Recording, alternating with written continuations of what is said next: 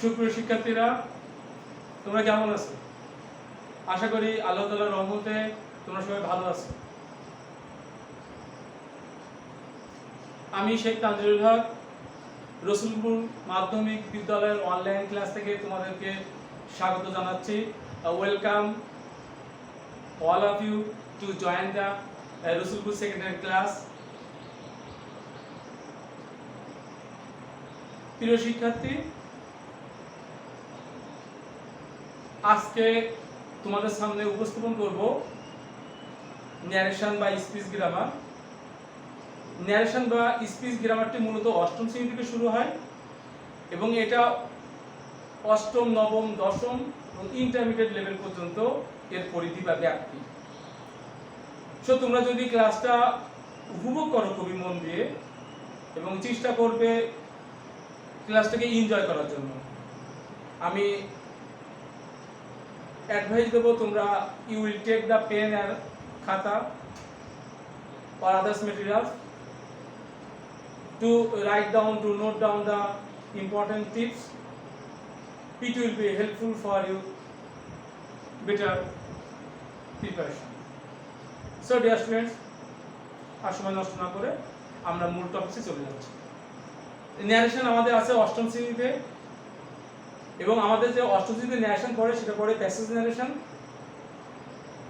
আমাদের ডিটাচ ন্যারেশনটা আমাদের 8, 9 লেভেল, 10 লেভেলে বা ইন্টার লেভেলে নেই। তো সো আমাদেরকে before knowing the passage narration you have to practice the ins and out of the narration. So narration একটা huge syllabus, huge grammar item. It is not possible for me to finish the class at a time. So I have to divide this grammar in many other parts. So today I have learnt you the background of narration. What is narration? How many types of narration? What is their definition? Sentence and the ins and out rule of narration. So dear students, our today's topic is narration. So narration কে আমরা দুই ভাবে বলতে পারি। এক আছে বলি narration বা speech. In Bangla word we can say উক্তি and in English narration. So narration যা speech তাই বাংলায় বলে উক্তি। বাংলা গ্রামারে আমরা এই গ্রামারটা কিন্তু আছে। ইংলিশ গ্রামার narration যেমন ইংলিশ গ্রামারে আছে, ইন অন্য তোমার বাংলা সেকেন্ডারি যে গ্রামার টপিক সেখানে কিন্তু উক্তি করে গ্রামারটা আছে। সো এটা ভালোভাবে শিখলে আমার বাংলা সেকেন্ডারি গ্রামারটাও শেখা হয়ে যাবে। So dear student, very beginning আমরা সংজ্ঞা, আমরা কোনো জিনিস জানতে চাইলে তার সংজ্ঞাটা আমরা জানবো। তো সংজ্ঞাটা কি? যে বক্তা যা বলে তা অন্যের নিকট বর্ণনা করাকে ন্যারেশন বা স্পিচ বলে।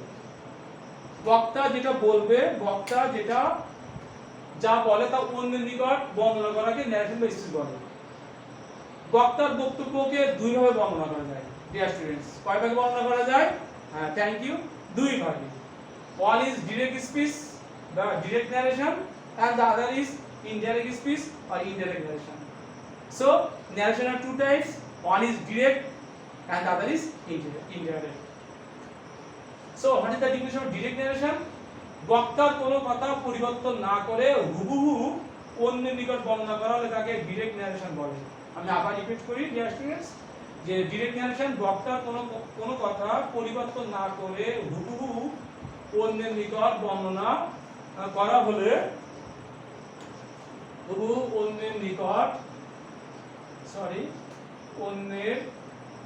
বর্ণনা করা হলে তাকে ডিরেক্ট স্পিচ বলে।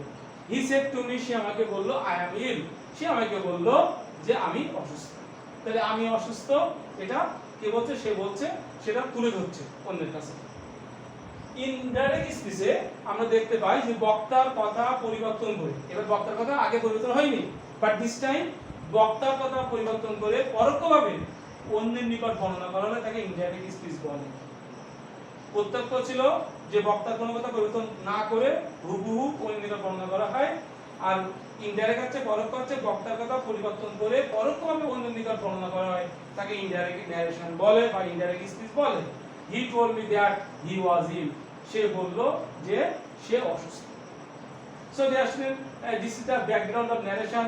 ন্যারেশন কাকে বলে, ন্যারেশন কয় প্রকার, ন্যারেশন কয় প্রকার, ন্যারেশনের যে ডেফিনিশন, সেই তাদের টাইপস এর ডেফিনিশনগুলো আমরা জানলাম।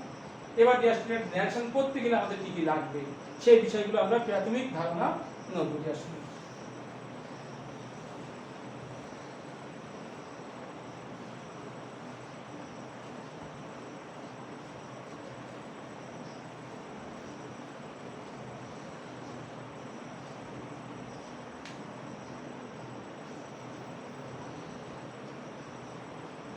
সুপ্রিয় শিক্ষার্থী, প্রথমে আমাদের ন্যারেশন শিখতে গেলে আমার একটু বেসিক ধারণা থাকা লাগবে আমার সেন্টেন্স সম্পর্কে। We know dear students, sentence are 5 types: assertive, interrogative, imperative, optative, exclamatory. We know dear students, there are 5 types of sentence according to source, উৎস অনুযায়ী। কারণ আমার সেন্টেন্স জানা লাগবে কেন ডিয়ার স্টুডেন্টস? কারণ আমার ন্যারেশন এই 5টা সেন্টেন্সের উপরে গড়ে ওঠে, এই 5টা সেন্টেন্সের উপরে ন্যারেশন করতে হবে। সো আমার এই সেন্টেন্স সম্পর্কে ধারণা থাকতে হবে। তাহলে আমার সেন্টেন্স, আমার একটুখানি আমি একটু হেল্প করি। আমার sentence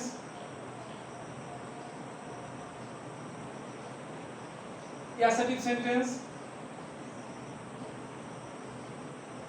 dear students, assertive sentence এ বাক্যের শেষে একটা ফুল স্টপ থাকবে, বাক্যের শেষে একটা মাত্রা থাকবে, সেই মাত্রাটা কি? Full stop. এটা খুবই সহজ। I am happy, full stop. He is going to market, full stop.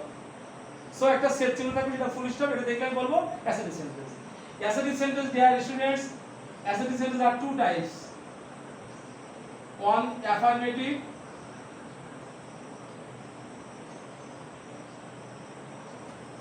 and the other negative. So assertive sentence কয় প্রকার dear students? 2 প্রকার। একটা one is affirmative and other is negative. Then imperative sentence.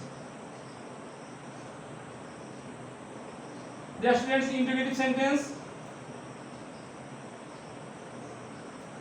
note of exclamation after the sentence you can find note of exclamation. এই সেন্টেন্সে বলে তুমি note of interrogation after the sentence you can find note of interrogation. এই interrogation চিহ্ন থাকলে তুমি বলবে এটা interrogative sentence. Just interrogative sentence তোমার দুইটা উপায়ে গঠিত হয়, দুইটা উপায় কেমন? একটা হচ্ছে সাজ অক্সিলারি ভার্ব দিয়ে, একটা হচ্ছে ডবল-এস দিয়ে। তুমি ন্যাশনাল যে ইন্টারোগেটিভ সেন্টেন্স গুলো পাবা ডিয়ার স্টুডেন্টস, সেখানে তুমি দেখবা একটা বাক্য অক্সিলারি দিয়ে শুরু হবে, are you happy, did you go to school yesterday. In this way the sentence begins with auxiliary verb, and the other interrogative sentence, what are you doing, how are you, where do you live. এই দুইটা pattern অনুযায়ী তুমি কিন্তু interrogative sentence পাবে। এবং সবচেয়ে মজার বিষয়, তুমি ইন্টারোগেটিভ সেন্টেন্সের নিচে কি পাবে? আফটার দ্য সেন্টেন্স তুমি নোট অফ ইন্টারোগেশন একটা চিহ্ন পাবে, সেটা থেকে বুঝবে এটা interrogative sentence. Number 3, imperative sentence.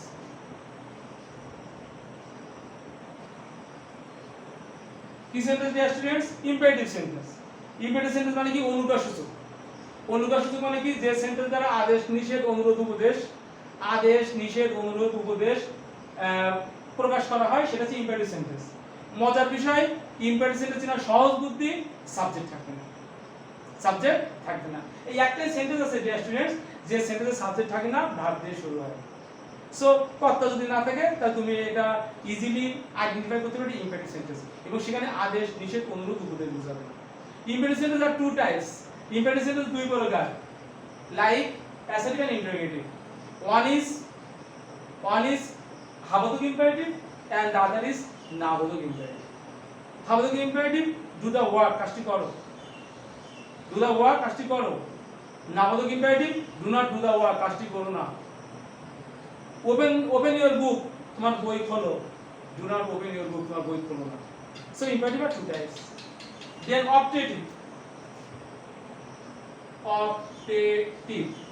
So operative sentence দোয়া, আশীর্বাদ, ইচ্ছাসূচক, প্রার্থনা জাতীয় সেন্টেন্সের বাংলাতেও বিয়ার করে। এবং এখানে অপারেটিভ সেন্টেন্স সবসময় মনে রাখবে মেয়ে দ্বারা বাক্যটা শুরু হয়। হ্যাঁ, অনেক সময় মেয়ে উজ্জ থাকে, but basically major sentence start with May.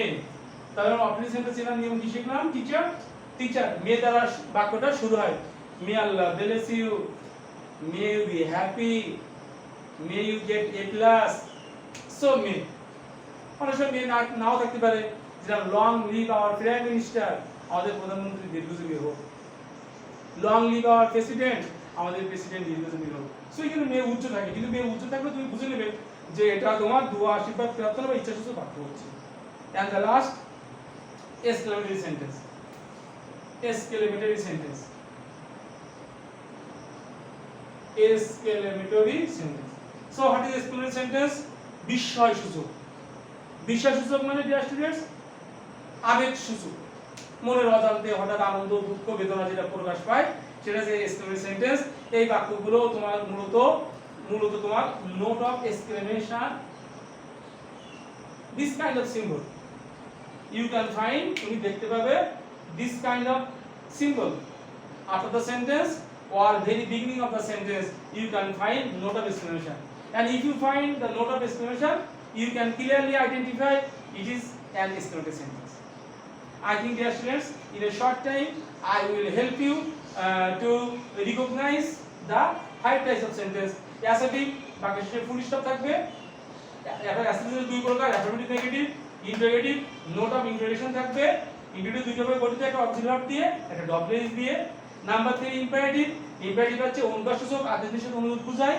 Imperative সেন্টেন্সে সাবজেক্ট থাকবে না, the sentence start with verb. Imperative sentence usually assertive interrogative দুই প্রকার। কয় প্রকার? দুই প্রকার, একটা হাবোধক, একটা নাবোধক। and then optative মেয়ে দ্বারা শুরু থাকে, দোয়া, আশীর্বাদ, প্রার্থনা। and then exclamatory note of exclamation থাকে। ও ঘুররে, এলাস, হোয়াট বা হাউ দিয়ে বাক্য শুরু হয়। What a fine bird it is, how nice the flower it is, note of exclamation. I think it is very easy for you to identify the sentence. Now dear students, after finishing the sentence I have to go to tense. This is very vital, খুবই গুরুত্বপূর্ণ dear students. If you do not know the tense, যদি তুমি tense না জানো, you are totally unable to practice the narration, because tense you have to change in the 5 sentence. So dear students, I help you to write in the whiteboard, and if you require, if you think it is necessary, you have to write it down in your khata.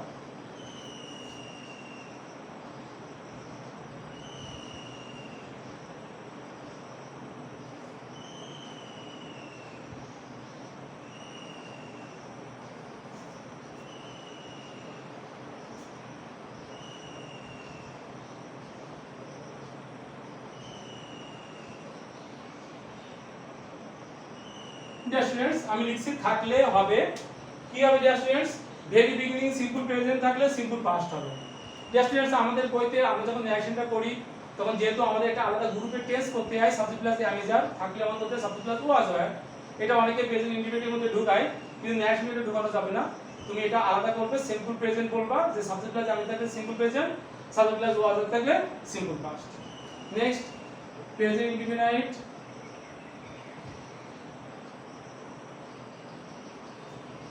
Present indefinite থাকলে you have to change past indefinite. Subject plus verb on plus extension, subject plus verb to plus extension. Present indefinite থাকলে if you find present indefinite, you have to change it past indefinite. And what is the structure of present indefinite? Subject plus verb on, action verb এর, মূল verb এর, main verb এর verb on plus extension.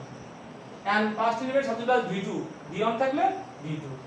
Number 3, present continuous.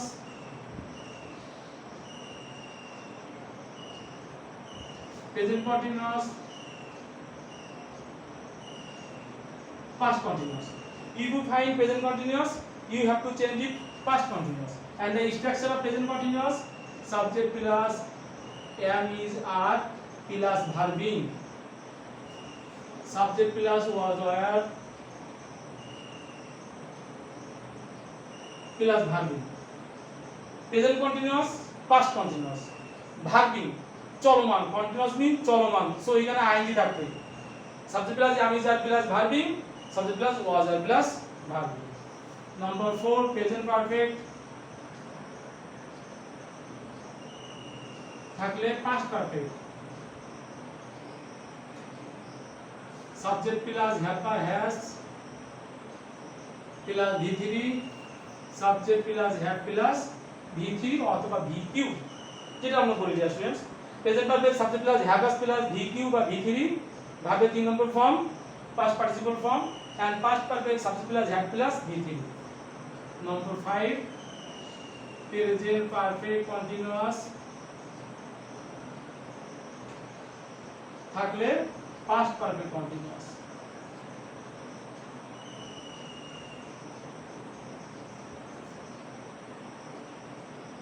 Present perfect continuous থাকলে dear students you have to change it past perfect continuous. So what is the structure of present perfect continuous? Subject plus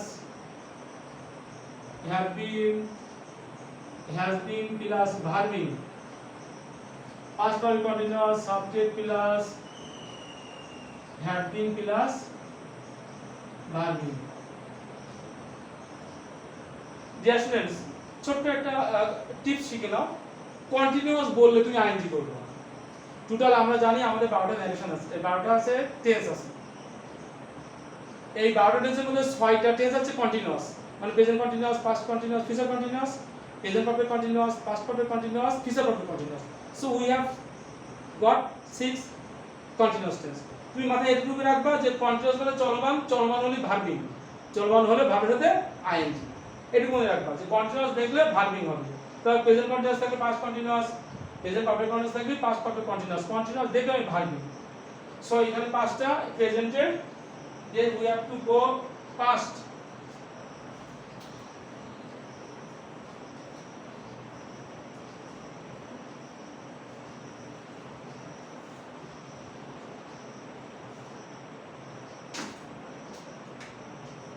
So question 6, past indefinite and past perfect. Subject plus V2 plus extension, subject plus had plus V3 plus extension. Number 7, past continuous থাকলে past perfect continuous.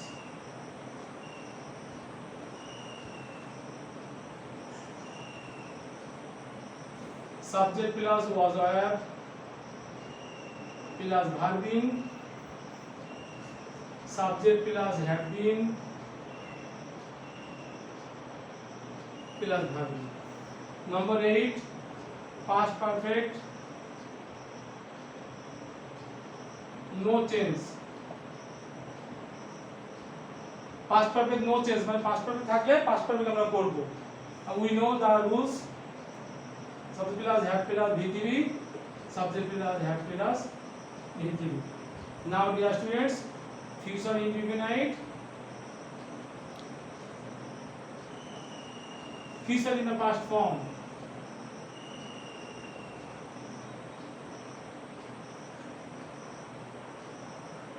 Subject plus shall বা will